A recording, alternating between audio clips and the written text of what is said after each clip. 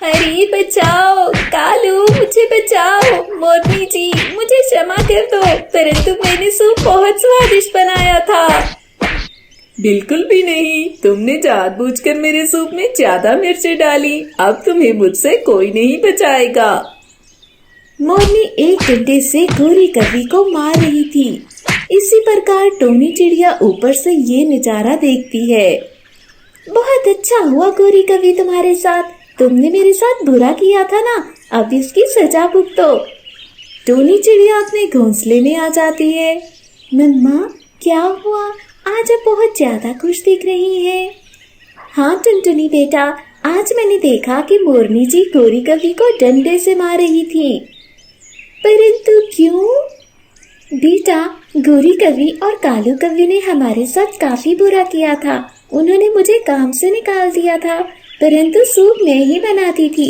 उन्होंने मेरी सूप की रेसिपी चोरी कर ली थी, अब उन्हें उसकी सजा मिली है। ये तो बहुत अच्छी बात है मम्मा। जंगल में जैसे ही सर्दी के मौसम में बर्फबारी हुई तो गोरी कवि, कालू कवि और टोनी ने ये फैसला किया कि वो सूप बेचेंगे। परंतु कवि और कव्वे को सूप बनाना नहीं आता था। इसी प्रकार टोनी ने तुरंत कहा कि मैं सूप बनाऊंगी। मेरे हाथ का स्वादिष्ट सूप पीकर सभी पक्षी बार बार सूप लेने आएंगे।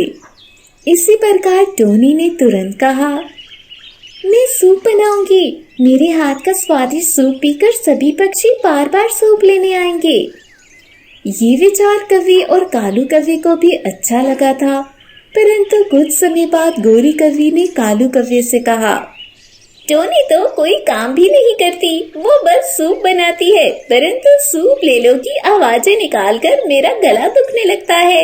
हमें अब टोनी को हिस्सेदारी से निकाल देना चाहिए। कालू कवि को भी ये विचार भला लगता है।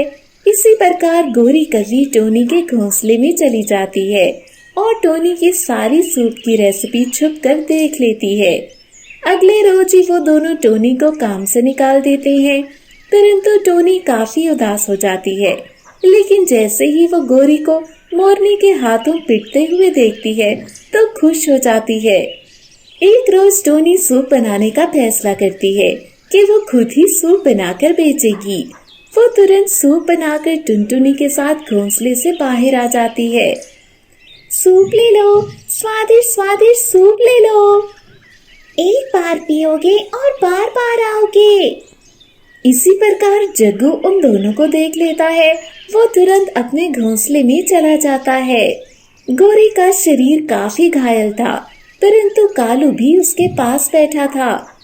मम्मा पापा, टोनी आंटी टुनटुनी के साथ मिलकर अपना स्वादिष्ट सूप बेच रही है। मैं ऐसा बिल्कुल भी नहीं होने दूंगा। देखना मैं अब क्या करता हूँ। कालू कौवा तुरंत ही रसोई से लाल मिर्च पाउडर लेकर बाहर निकल जाता है। वहीं दूसरी ओर मोरनी और बाजू चील टोनी का सूप पीते हैं। अरे वाह टोनी जी, आपने तो बहुत स्वादिष्ट सूप बनाया है। ये लो सूप के पैसे। परंतु ये तो बहुत ज्यादा है। रख लो, सूप भी तो स्वादिष्ट था। ये लो, मेरी ओर से भी रख लो। मुझे भी तुम्हारा सूप स्वादिष्ट लगा है। कल भी तुम्हारा सूप पीने जरूर आऊंगी। मोरनी और बाजू चील वहाँ से चली जाती हैं। वहीं दूसरी ओर कालू कौवा लाल मिर्च पाउडर लेकर सारे जंगल में टोनी को तलाश करता है, परंतु उसे कहीं भी टोनी और टुनटुनी दिखाई नहीं देते। वो वापस अपने घोंसले में आ जाता है। उसके तुरंत बाद टोनी और टुनटुनी एक झाड़ी से बाहर निकलते हैं। टुनटुनी बेटा, तुम्हारा बहुत बहुत धन्यवाद कि तुमने तुरंत कालू कवि को देख लिया था। इसी कारण आज हम बच गए। वो दोनों वापस घोंसले में चले जाते हैं, परंतु इसी रात काफी बर्फबारी होती है। सभी पक्षी अपने अपने घोंसलों में गर्म कपड़े पहनकर सो रहे थे, परंतु कालू कौवा और गोरी कवि के पास कोई कपड़े नहीं थे। उनके पास कोई काम नहीं था जिसको करके वो पैसे कमाते। वो तीनों ठंड से कांपने लग जाते हैं। इसी कारण जग्गू को तेज बुखार हो जाता है। सुनिए जी, जग्गू को तेज बुखार है। अगर हमें कोई काम न मिला तो हम ऐसे ही ठंड से मर जाएंगे। तुम्हारे पास कोई उपाय है तो बताओ। हमें टोनी से क्षमा मांगनी चाहिए और उसके साथ फिर से काम करना चाहिए, परंतु कुछ समय बाद मैं आपकी जगह वो रेसिपी चुराऊंगी। नहीं गौरी, इस बार हम जग्गू को भेजेंगे, ये बहुत बुद्धिमान है। इस तरह अगले रोज वो दोनों टोनी के पास जाते हैं। टोनी, हमें क्षमा कर दो, हमारे पास पैसे नहीं है, हम तुम्हारे साथ काम करना चाहते हैं, इस ठंड के कारण हम मर जाएंगे। हाँ टोनी बहन।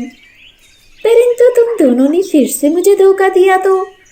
नहीं, ऐसा हरगिज नहीं होगा। इस प्रकार टोनी मान जाती है, परंतु टुनटुनी अपनी मम्मा को मना करती है। टोनी टुनटुनी की बात नहीं मानती। वो फिर से स्वादिष्ट सूप बनाकर गोरी और कालू के साथ बेचने चली जाती है। इस प्रकार कालू और गोरी कवि के पास फिर से पैसे आ जाते हैं। वो लकड़ियां ले आते हैं ताकि घोंसले में आग लगाकर घोंसला गर्म कर ले। मम्मा मम्मा, प्लीज मुझे गर्म कपड़े ला दो। बेटा, अगली बार जो पैसे आएंगे उनके गर्म कपड़े लेंगे, तुम चिंता मत करो। कुछ रोज बाद। सुनिए जी, अब हमें जग्गू को रेसिपी चोरी करने भेज देना चाहिए। आपके क्या विचार हैं? हाँ, मैं भी यही सोच रहा था। मम्मा पापा, आप मुझे कहाँ भेजना चाहते हैं? इसी प्रकार कालू और गोरी जग्गू को सब कुछ बता देते हैं। इस तरह तो मेरे सर्दियों के कपड़े भी आ जाएंगे और मुझे ठंड भी नहीं लगेगी। जग्गू तुरंत ही टोनी के घोंसले चला जाता है। टोनी उस वक्त काफी ज्यादा सूप बना रही होती है। जग्गू टोनी को सूप बनाते देखता है। उसे रेसिपी समझ आ जाती है। इसी प्रकार वो वापस चला जाता है। अगले रोज टोनी अपना स्वादिष्ट सूप लेकर आती है, परंतु गोरी कवि उससे मना कर देती है। टोनी, क्षमा कर दो, परंतु अब हमें भी स्वादिष्ट सूप बनाना आ गया है। आज से हम अपना ही सूप बनाएंगे। ये सुनकर टोनी काफी उदास हो जाती है। वो सारा सूप लेकर घोंसले में आ जाती है। मम्मा, क्या हुआ? बेटा, गोरी कवि ने फिर से मुझे हिस्सेदारी से निकाल दिया है। टुनटुनी को बहुत गुस्सा आता है। वहीं दूसरी ओर जग्गू अपने मम्मा पापा को सारी रेसिपी बताता है। गोरी सूप बनाती है। सूप काफी स्वादिष्ट बनता है। वो तीनों रसोई में सूप छोड़कर टोनी के पास जाते हैं। टोनी अपने घोंसले में अकेली होती है और रो रही होती है। गोरी बहुत खुश हो जाती है। वो वापस घोंसले में जाकर सूप लेकर बेचने लग जाती है। मोरनी उन तीनों को सूप बेचते हुए देखती है, परंतु उसे टोनी दिखाई नहीं देती। आज टोनी क्यों नहीं आई? टोनी ने हमारे साथ काम करने से मना कर दिया है। मोरनी काफी हैरान होती है, परंतु वो तुरंत ही सूप ले लेती है। इसी प्रकार उसकी नजर बाजू चील पर पड़ती है। चील जी, आप भी ये स्वादिष्ट सूप पिए। इस प्रकार वो दोनों ही गोरी कवि से सूप ले लेती हैं, परंतु सूप पीते ही मोरनी और बाजू चील को मिर्चें लगती हैं। गोरी कवि, तुम अपनी हरकत से बाज नहीं आई ना? तुमने जानकर मेरे सूप में ज्यादा मिर्चें डाल दी। ये कैसी बात कर रही हो मोरनी जी? आज तो काफी स्वादिष्ट सूप बना है। तुमने मेरे सूप में भी मिर्चें डाली हैं। आप दोनों क्या कर रहे हो? आपका सूप तो काफी स्वादिष्ट बना था। परंतु मोरनी और बाजू चील उनकी कोई बात नहीं सुनती और उसका सारा सूप गिरा देती हैं। अगर आज के बाद तुम लोगों ने फिर से सूप बेचने की कोशिश की तो तुम्हारा सूप फिर से गिरा दूंगी। हाँ बाजू चील, तुम ठीक कह रही हो।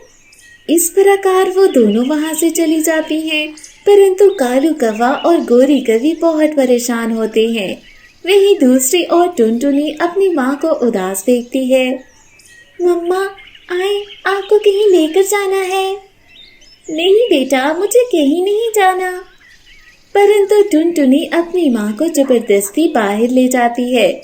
इसी प्रकार उनकी नजर गिरे हुए सूप पर पड़ती है। उसके साथ जग्गू, गोरी और कालू रो रहे होते हैं। देखा मम्मा, कहा था ना, जो बुरा करे उसके साथ बुरा होता है। परंतु उनके साथ ये सब कैसे हुआ? मम्मा, मैंने सूप में मिर्ची डाल दी थी। टुनटुनी की बात पर टोनी बहुत हैरान होती है, परंतु अब गोरी कभी सूप नहीं बना पाती। ठंड के कारण जग्गू बीमार पड़ जाता है, परंतु कोई भी उनकी मदद नहीं करता। कुछ ही रोज बाद जग्गू मर जाता है। गोरी और कवि को अपनी गलती का एहसास हो जाता है।